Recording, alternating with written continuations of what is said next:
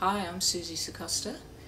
I'm in the studios in St Kilda in Melbourne, and I've had this studio for about a year now, and it's been marvellous for me because I'm coming out of 30 years of being a community artist where your priority in getting the community express, but not yourself. You have to stand back.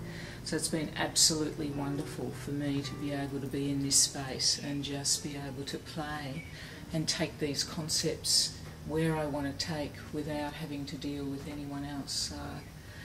A sense of personal freedom at 61 is just amazing with my artwork.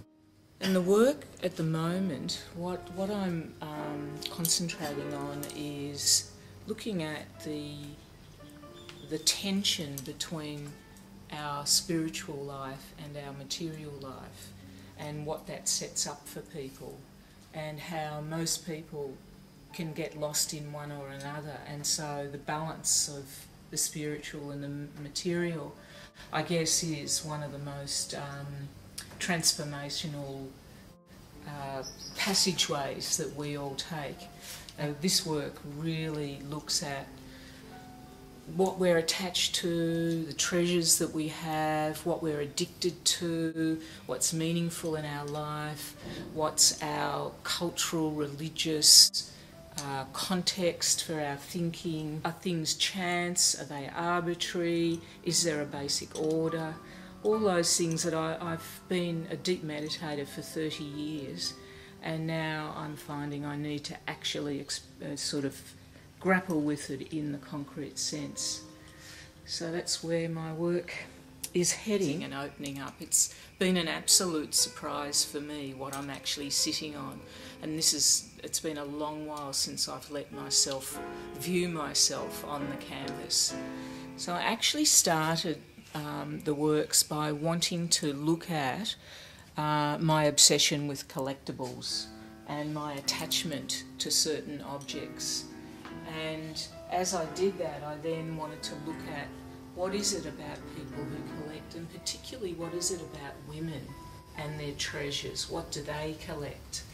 And I started bringing in all my collections here, and there's no doubt that a lot of what I collect are in toys, and so I tried to look at what that was about.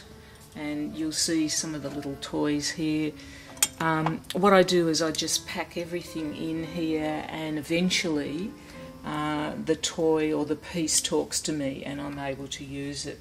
So you'll see, toy dolls, and you'll see egg cups, and this is such a beautiful one.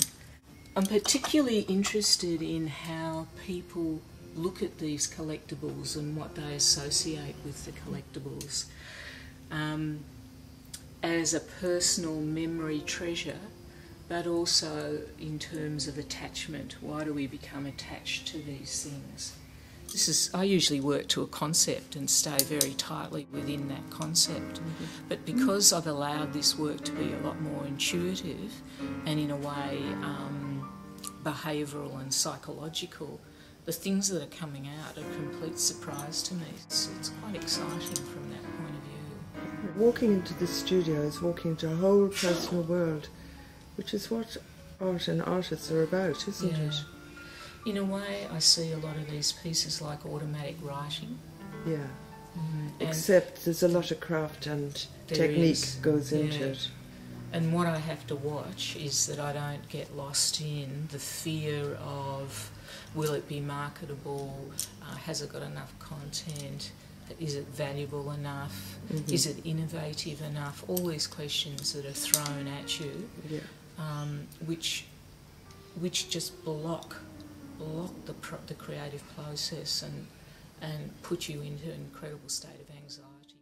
I had to actually have that time away from here to reevaluate what I wanted to happen in here and how I wanted to work in here, so I wasn't in a state of anxiety about those questions which I suppose have tormented artists from the beginning of time. How do you make innovative work that's still highly personal and that at the same time is saleable? Yeah. And I'm just saying it's in the lap of the gods now. We'll see what happens.